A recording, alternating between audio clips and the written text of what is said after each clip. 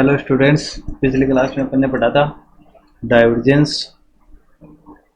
पिछली क्लास में अपन ने डाइवर्जेंस और ग्रेडियंट की बात कर ली थी। अपन ने डाइवर्जेंस के लिए अपने पास एक फॉर्मूला आ गया था, इसी प्रकार ग्रेडियंट का भी एक फॉर्मूला अपने पास आ गया था। आज अपन पढ़ेंगे डाइवर्जेंस की जो अपने पास फाइनल इक्वेशन आई थी उसको अपन कार्टेशियन में किस प्रकार से लिखते हैं, कार्टेशियन कोऑर्डिनेट सिस्टम में किस प्रकार से लिखेंगे, स्फेरिकल में किस प्रकार से लिखेंगे और सिलेंड्रिकल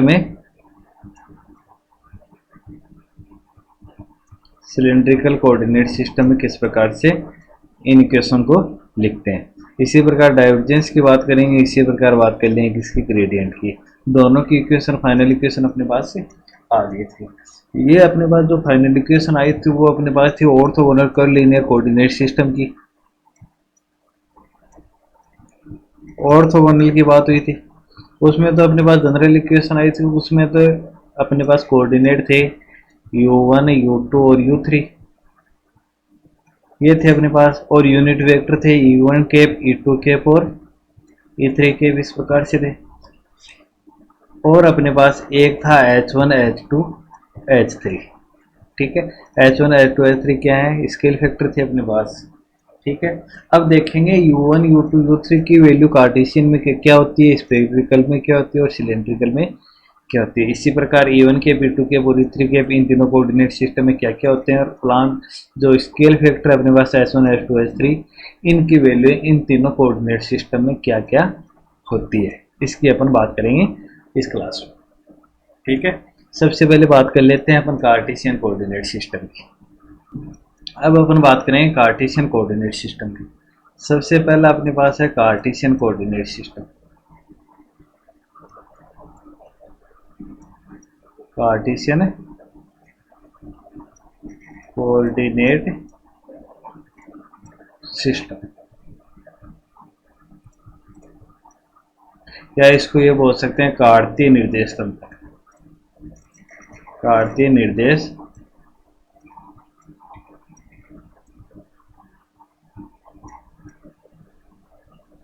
निर्देश तंत्र में किस प्रकार से इनके कोऑर्डिनेट होते हैं।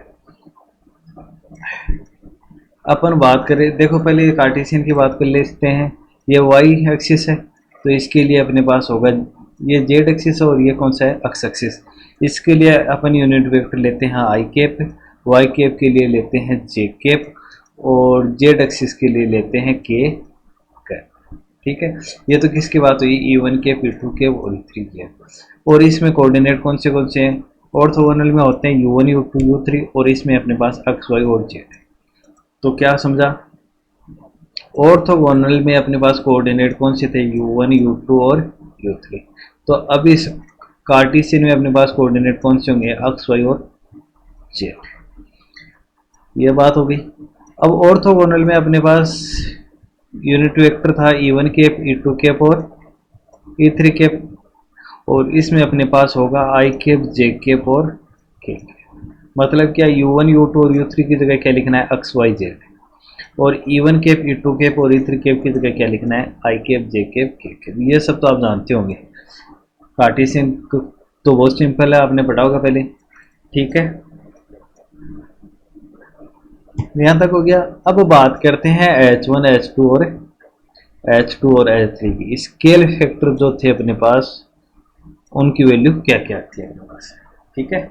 अब देखो ऑर्थोगोनल की बात की थी, तो ऑर्थोगोनल में आर वेक्टर जो था अपने पास किसका फंक्शन था, U1 U2 और U3 का।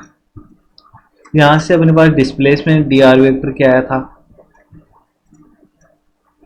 यह आया होगा E1 cap H1 D1 plus E2 cap H2 DU2 plus E3 cap H3 DU3, यह आया होगा।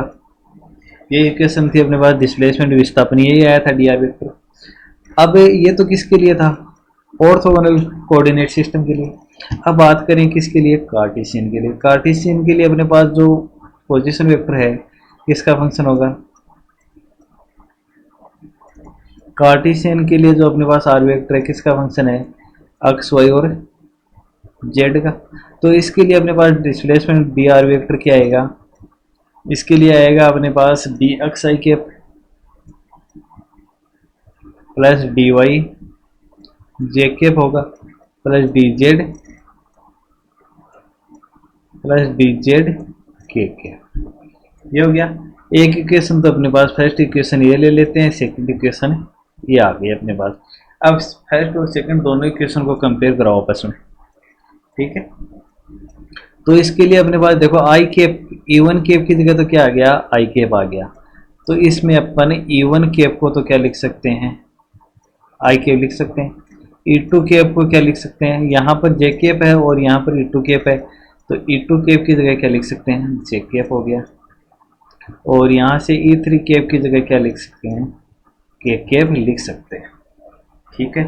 अब U1 की जगह तो क्या आ गया, यहाँ पर अक्स हो गया। देखो यहाँ पर dx है, यहाँ पर क्या है du1, u1 की जगह क्या है अक्स है, और u2 की जगह क्या आ जाएगा, y आ जाएगा, और u3 की जगह क्या आ जाएगा, z आ जाएगा। अब बात रही h1 की, यहाँ पर देखो e1 के h1 du1 है, यहाँ पर dx i कैप है, यही अपने पास। यहाँ पर h1 इसके मल्टीपल में क्या है, इसके मल्टीपल में कुछ नहीं। अब dx की बात होगी, आई कैप की बात होगी, तो कुछ नहीं बचा, तो इसके मल्टीपल में क्या लिख सकते हैं, 1। तो h1 की यहाँ पर कंपेयर करेंगे तो h1 की वैल्यू इसके लिए क्या आएगी, 1 आएगी, h2 की भी क्या आएगी 1 आएगी, और h3 की भी क्या आएगी 1 आएगी, ठीक है। अब आपको याद रखना है क्या, कार्टेशियन कोऑर्डिनेट सिस्टम के लिए h1 h2 h3 वैल्यू क्या रहेगी 1 1 और 1, u1 u2 u3 क्या रहेंगे एक्स वाई जेड, और E1 कैप E2 कैप और E3 कैप क्या रहेंगे आई कैप जे कैप के कैप। ये बात हुई सिंपल सी कार्टेशियन कोऑर्डिनेट सिस्टम की। एक होता है H, इस सी से भी सोल्व कर सकते हैं, ये होता है del are vector upon del U1, ये होता था अपने पास स्केल फैक्टर, इससे भी आप सोल्व कर सकते हो, लेकिन इसको तो सिंपल से सोल्व कर सकते हैं, आगे वाले जो पढ़ेंगे उसमें अपन इससे सोल्व कर लेंगे, ठीक है। यहाँ तक क्लियर है। अब अपन बात करते हैं सिलेंड्रिकल कोऑर्डिनेट सिस्टम की। अब बात करते हैं सिलेंड्रिकल कोऑर्डिनेट्स। सिलेंड्रिकल कोऑर्डिनेट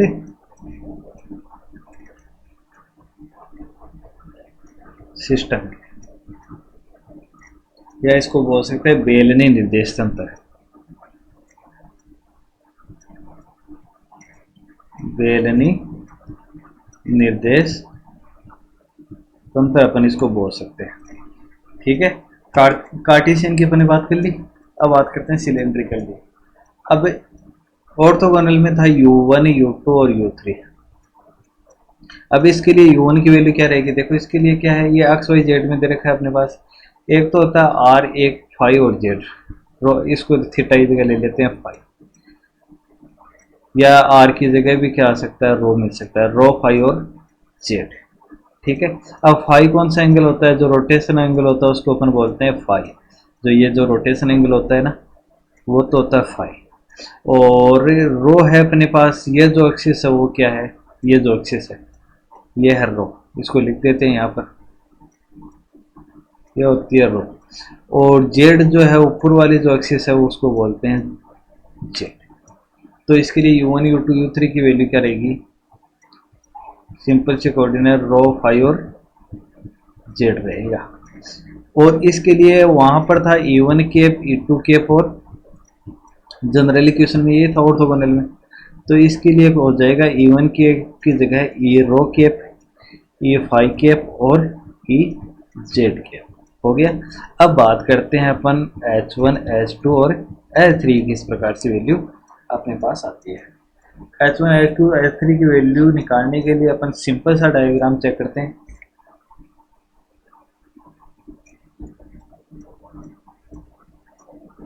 अब यहाँ से H1 H2 H3 की वैल्यू देखेंगे, H1 H2 H3 की वैल्यू निकालने के लिए अपन इससे समझते हैं, इसको अपन आर को तो ले लेते हैं रो, थीटा की जगह ले लेते हैं फाई, और ये एंगल अपने पास हो जाएगा फाई, और ये हो जाएगा रो। रो भी बोल सकते हैं, आर भी बोल सकते हैं। यहाँ पर फाई एंगल ले लिया अपन, ये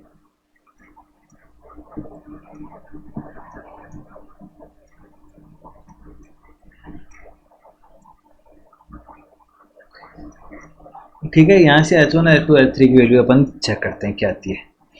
अब एक्स वाई जेड है, अब कार्टेशियन को अपने को किस में चेंज करना है, कार्टेशियन को अपने को चेंज करना है कौन से में, ये कौन सा है, सिलेंड्रिकल में। कार्टेशियन को किस में चेंज करना है, सिलेंड्रिकल में। अब सिलेंड्रिकल में चेंज करना है या सिलेंड्रिकल को अपन कार्टेशियन, सबसे सिंपल होता है कार्टेशियन, तो अपन सिलेंड्रिकल को किस में चेंज कर लेते हैं, कार्टेशियन कोऑर्डिनेट सिस्टम में चेंज कर लेते हैं। इसके लिए अपने को क्या करना पड़ेगा वो देखो, ये एक्सिस कौन सी है, एक्स एक्सिस है, ये वाई एक्सिस है, अगर ये कौन सी है, जेड एक्सिस, किसकी बात है, कार्टेशियन की। अब अपने पास ये है कौन सा, सिलेंड्रिकल है। अब सिलेंड्रिकल को चेंज करना है कार्टेशियन में, तो एक्स इक्वल टू निकालना है, एक्स इक्वल टू क्या आएगा, वाई इक्वल टू क्या आएगा और जेड इक्वल टू अपने पास क्या क्या आएगा वो चेक करना है। ये रो है, ये फाई है, तो ये अपने पास जो एक्सिस बनेगा, इसकी अगर बात करें, ये इधर वाला जो, तो एंगल के सामने वाला हमेशा कौन सा होता है, साइन होता है। ये रो है तो ये कौन सा हो जाएगा, रो साइन फाई। साथ वाला कौन सा होता है, कोस होता है, तो ये हो जाएगा रो कोस फाई। ये तो आपने पढ़ा होगा पहले, फर्स्ट ईयर में पढ़ लिया था। एंगल के साथ वाला हमेशा होता है कोस फाई और सामने वाला होता है साइन फाई। तो ये रो है तो अपने ये रो कोस फाई हो गया और ये रो साइन फाई। तो यहाँ अक्स इक्वल टू अपने पास ये अक्स एक्सिस है तो ये रो कोस फाई है ना, तो अक्स इक्वल टू लिख सकते हैं रो कोस फाई। ठीक है, अब ये है वाई ये रहा, तो इसके पैरेलल ये है, ये अपने पास ये क्या बन गया, ये दूसरे क्या रहेंगे, पैरेलल सेम रहेंगे। ये रो कोस फाई है तो ये सामने वाला भी क्या रहेगा, रो कोस फाई रहेगा। ये रो साइन फाई है तो ये भी क्या रहेगा, रो साइन, ये हो गया रो साइन फाई। तो y इक्वल टू क्या आ गया, रो साइन फाई।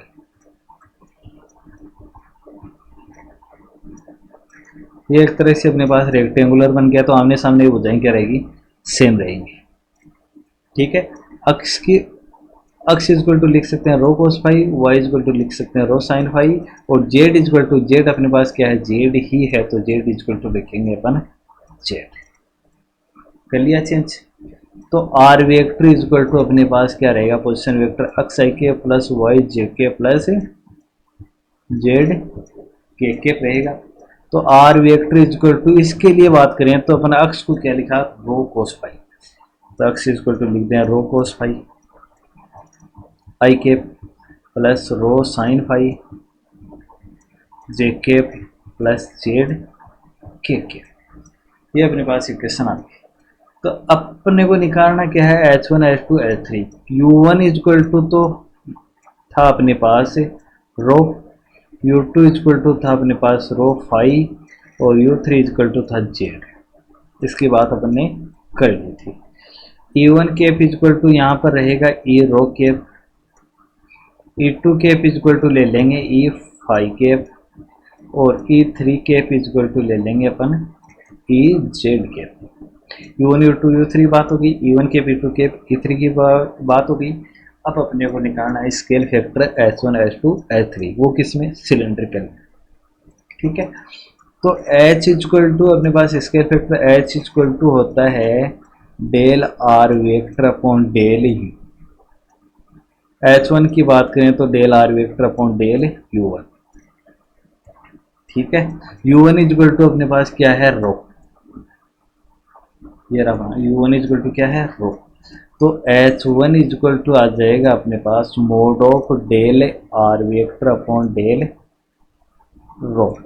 आर वेक्टर ये रहा, रो ये रहा, तो रो लास्ट वाली टर्म में तो है नहीं, ये जीरो। अब ये हो जाएगा कोस फाई और ये हो जाएगा साइन फाई, तो अपने पास ये आ जाएगा mod of cos phi phi के प्लस साइन फाई जे के। तो इसका मोड अपने पास सोल्व करेंगे तो आएगा, इसको मोड को सोल्व करेंगे तो ये हो जाता है cos square phi plus sine square, cos square plus sine square phi equal to अपने पास बन गया 1। तो यहाँ से H1 की वैल्यू क्या आ गई, 1। अब सोल्व करते हैं H2 इक्वल टू क्या आएगा, H2 इक्वल टू होगा del are vector upon rho की u2 आ जाएगा, u2 तो क्या है phi, del are vector upon del phi. अब अपने पास देखो फाई क्या आएगा, कोस का हो गया क्या है, कोस का क्या होगा माइनस साइन फाई, और साइन का क्या होगा कोस फाई। ठीक है, तो अपने पास यहाँ से क्या आएगा मोड ऑफ माइनस आ जाएगा कोस का माइनस साइन, तो रो साइन फाई आई के प्लस रो कोस फाई जे के। तो यहाँ से दोनों का square sine square phi plus cos square phi 1 बन गया, रो का स्क्वायर कॉमन आ जाएगा, यहाँ से बन गया अपने पास क्या आएगा रो आ जाएगा। और H3 की बात करें तो H3 इक्वल टू अपने पास यहाँ से क्या आएगा, H3 क्या आ जाएगा del are vector upon del z, z ए की है तो इसकी वैल्यू H3 वैल्यू क्या आ गई 1। तो अपने पास कौन सा सिस्टम है ये सिलेंड्रिकल, सिलेंड्रिकल के H1 की वैल्यू तो क्या रहेगी 1, H2 की रहेगी रो, और H3 की रहेगी 1। तो H1 H2 H3 वैल्यू क्या है 1 रो 1, और U1 U2 की U3 की क्या है रो 5 और Z, और E1 के E2 के V3 की वैल्यू क्या है E rho cap E5 cap और EZ। ये आपको याद होना चाहिए। सिलेंड्रिकल में U1 U2 U3 की वैल्यू क्या होती है और H1 H2 H3 की वैल्यू क्या होती है, कार्टेशियन में क्या होती है। अब बात करते हैं spherical coordinate, spherical coordinate system.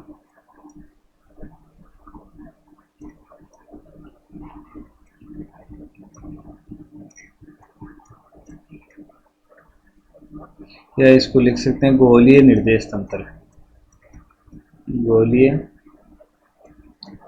निर्देश। इसके अपने पास कोऑर्डिनेट होते हैं कौन से, आर थीटा और फाई एंगल होते हैं। तो यहाँ से अपने पास U1 की वैल्यू आ जाएगी आर, U2 की आ जाएगी थीटा, और U3 की आ जाएगी अपने पास फाई। ये तो सिंपल सी बात है। इसी प्रकार E1 केप की वैल्यू आ जाएगी ई आर केप ले लेंगे, E2 केप की वैल्यू जो आएगी अपने पास उसको ले लेंगे ई थीटा केप, और E3 की जो वैल्यू आएगी उसको अपन ले लेंगे ई फाई केप ले लेंगे। ये बात होगी U1 U2 U3 और E1 E2 E3 की बात होगी।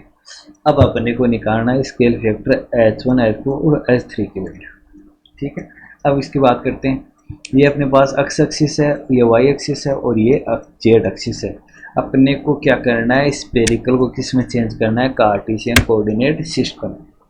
ठीक है, कार्टेशियन कोऑर्डिनेट सिस्टम में सोल्व कन्वर्ट करके अपन इसको सिंपल सा समझ सकते हैं। तो एक तो है आर, एक है थीटा और एक है फाई।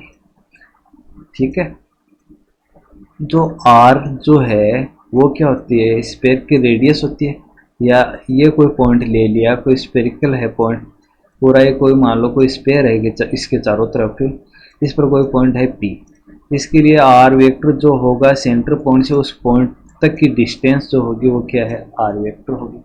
ठीक है, आर वेक्टर क्या है रेडियस है, आर जो है क्या है रेडियस। अब थीटा जो है वो क्या है जेड एक्सिस के साथ जो रेडियस एंगल बना रही है उसको क्या बोल रहे हैं थीटा, और फाई जो है वो अपने पास क्या है रोटेशन एंगल। तो इसको सिंपल सा समझने के लिए अपन इस डायग्राम से समझ सकते हैं। ये वो पॉइंट P है अपने पास, उसके सेंटर पॉइंट से पोजीशन वेक्टर क्या ले लिया आर वेक्टर, और ये डिस्टेंस क्या रहेगी आर रहेगी, और ये एंगल जो है वो क्या रहेगा थीटा रहेगा जेड एक्सिस, और उस पॉइंट के बीच के एक्सिस एंगल क्या है थीटा है, और फाई जो है वो क्या है रोटेशन एंगल है। अब अपन बात करते हैं इसको अपन कार्टेशियन में किस प्रकार से कन्वर्ट करें।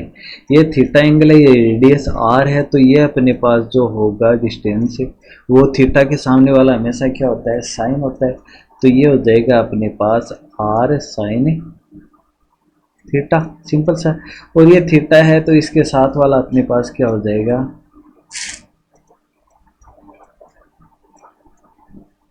ये हो जाएगा आर कोस थीटा हो जाएगा।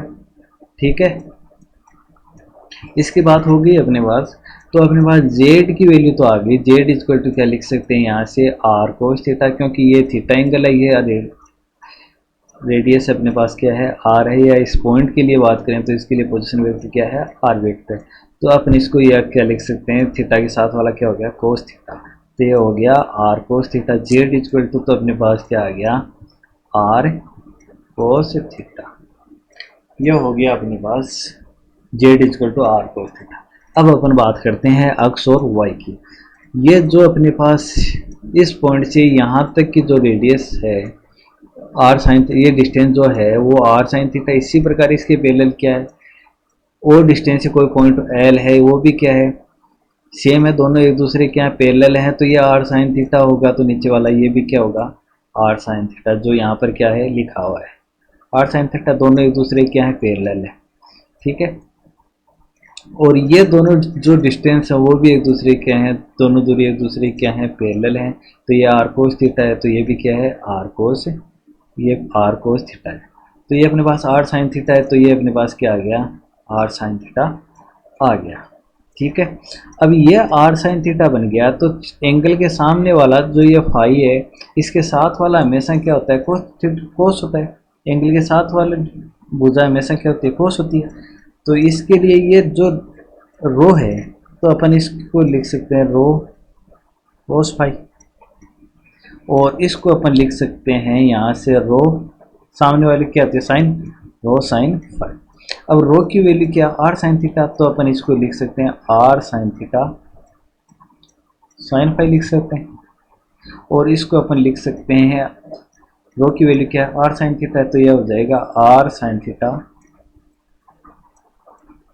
कोस फाई हो गया, r sine theta cos phi हो गया, ये हो गया r sine theta sine phi. तो यहाँ से अक्स की वैल्यू तो क्या आ गई, ये देखो डिस्टेंस कौन सी है अक्स है, तो ये अक्स कौन सी है r sine theta cos phi. तो अक्स इक्वल टू अपने पास क्या आ गया,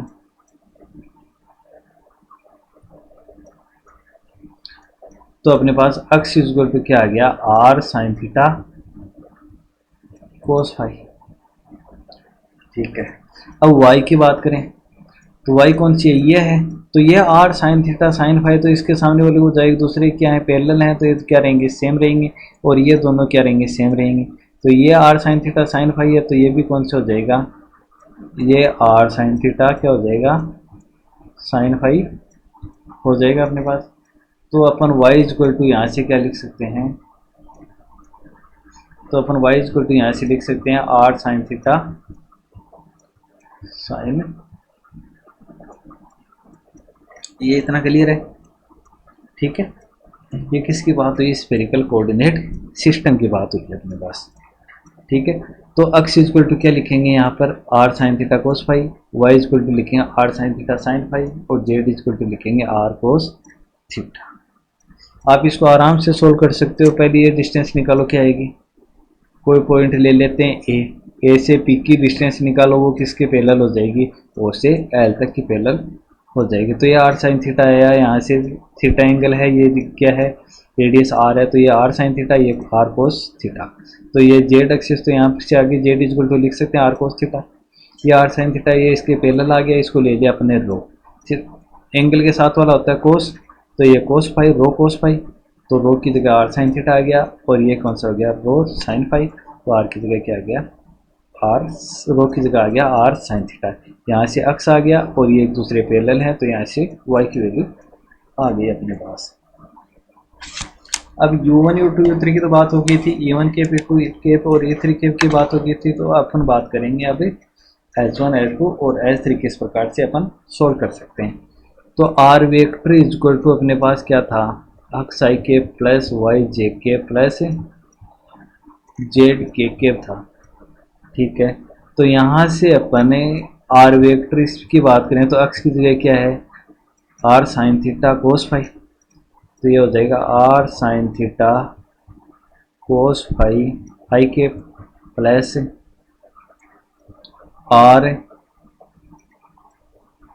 वाई की जगह क्या r sine theta sine phi, r sine theta sine phi j के प्लस आर कोस थीटा के। ये आ गई। यहाँ से अपन निकालेंगे H1 H2 और H3 की वैल्यू क्या आएगी अपने पास। तो यहाँ से अपने पास आर वेक्टर इक्वल टू क्या बना, आर वेक्टर इक्वल टू बन गया r sine theta cos phi i के plus r sine theta sine phi j के प्लस आर कोस थीटा के। ये क्वेश्चन अपने पास आ गई। ठीक है, अब यहाँ से H1 H2 और H3 की वैल्यू निकालेंगे। H1 इक्वल टू होता है अपने पास mod of del are vector upon del U1, और यहाँ से लिख सकते हैं U1 की वैल्यू क्या है, del are vector upon del U1 क्या है, आर थीटा और फाई थे, तो यहाँ से डेल आर वेक्टर अपॉन क्या हो जाएगा, डेल आर। अब आर कौन से में है, तीनों में ही है, तीनों में ही है, तो अपने पास ये क्या हो जाएगा, del are vector upon del r निकालेंगे तो क्या बनेगा, इसको सोल्व करेंगे तो अपने पास इसकी वैल्यू आएगी 1। ठीक है, इसको सोल्व कर लेना आप। यहाँ से H2 इक्वल टू सोल्व करेंगे तो del are vector upon del r की जगह क्या है, थीटा है, तो यहाँ से U2 लिखो, यहाँ पर डेल U2 लिखेंगे। U2 की वैल्यू क्या है, del are vector upon del r theta है, ये थीटा है, तो यहाँ से इसकी वैल्यू थीटा की वैल्यू निकालेंगे तो यहाँ से वैल्यू आएगी अपने पास आर। अब इसको सोल्व करना आराम से, पहले डिफरेंशियल करना, उसके बाद में उसका मोड निकालना क्या आता है वो बताना, अगर नहीं समझ में आए तो मेरे को बोल देना। सिंपल सा है, सोल्व हो जाएगा आराम से। ये H3 इक्वल टू निकालेंगे तो डेल आर वेक्टर अपॉन ये हो जाएगा डेल U3, और यहाँ से del are vector upon U3 value है 5, तो यहाँ से आएगा अपने पास आर साइन थीटा। तो यहाँ से अपने पास U1 की वैल्यू आई आर, U2 की आई वैल्यू आर थीटा, और U3 की आई अपने पास 5। ठीक है, H1 की वैल्यू आ गई 1, H2 की आएगी आर, और H3 की आएगी आर साइन थीटा। इसी प्रकार E1 के एफ इक्वल टू लिखेंगे ई आर के एफ, ई आर के एफ, E2 की लिखेंगे तो अपने पास ई थीटा के एफ, और E3 की लिखेंगे तो अपने पास ई फाई के एफ आ जाएगा। ठीक है, तीनों की अपन बात कर ली, कार्टेशियन की बात की अपन ने, सिलेंड्रिकल की बात की, और स्फेरिकल, तीनों कोऑर्डिनेट सिस्टम की बात कर ली। अब अपन सिंपल सा तीनों को एक साथ लिख लेते हैं। क्या पहला पढ़ा था कार्टेशियन, कार्तीय निर्देशांक। कार्टेशियन में अपने पास U1 इक्वल टू था x, U2 इक्वल टू था y, और U3 इक्वल टू था z। E1 cap equal to था i cap, E2 cap equal to था j केप, याद होने चाहिए ये आपको। E3 केप इक्वल टू था k cap. H1 equal to 1, H2 की भी वैल्यू 1, और H3 की भी वैल्यू 1। ये तो बात थी कार्टेशियन की। सेकंड अपन ने पढ़ा था सिलेंड्रिकल।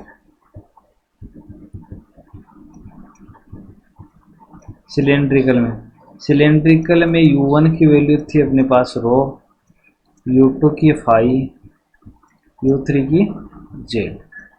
E1 केप अपने पास था ई रो केप, E2 केप था ई फाई केप, और E3 केप था अपने पास ई जेड केप। और H1 की वैल्यू थी 1, H2 की थी रो, और H3 की 1। ठीक है, थर्ड अपन ने पढ़ा था स्पेरिकल। स्पेरिकल में U1 की वैल्यू थी R, U2 की वैल्यू थी थीटा, और U3 था अपने पास फाई। E1 केप था E R cap, E2 cap था ई थीटा केप, और E3 केप था अपने पास ई फाई केप। और यहाँ से H1 की वैल्यू थी अपने पास 1, H2 था R और H3 की वैल्यू थी अपने पास R sin थीटा। ठीक है, ये तीनों आपको डायरेक्ट याद होने चाहिए। तीनों के लिए U1 U2 U3 क्या रहेगा, H1 H2 H3 क्या रहेगा और E1 E2 E3 कैप क्या रहेगा। ठीक है, यहाँ तक क्लियर है, यहाँ तक क्लियर हो गया होगा। ठीक है, अब आपको इस क्लास में बता दिया कि H1 की वैल्यू किस प्रकार से निकालते हैं, H2 की किस प्रकार से और H3 की किस प्रकार से वैल्यू सोल्व करते हैं, और तीनों कोऑर्डिनेट सिस्टम के लिए H1 H2 H3 की वैल्यू क्या होती है, इन सब के बारे में आपको बता दिया। अब नेक्स्ट क्लास में अपन पढ़ेंगे डाइवर्जेंस की जो अपने पास जनरल इक्वेशन आई थी ऑर्थोगोनल कोऑर्डिनेट सिस्टम से, उसके लिए कार्टेशियन में क्या इक्वेशन बनेगी, स्फेरिकल में क्या बनेगी और सिलेंड्रिकल में क्या बनेगी। इसी प्रकार कंची की बात कर लेंगे ग्रेडियंट की। दोनों इक्वेशन को पढ़ेंगे अपन नेक्स्ट क्लास में। यहाँ तक क्लियर है? यहाँ तक कोई भी दिक्कत हो तो मेरे को कमेंट करके बता देना। ठीक है, वो जो भी आपको दिक्कत हो वो आपके सॉल्व कर दी जाएगी। Okay, thank you.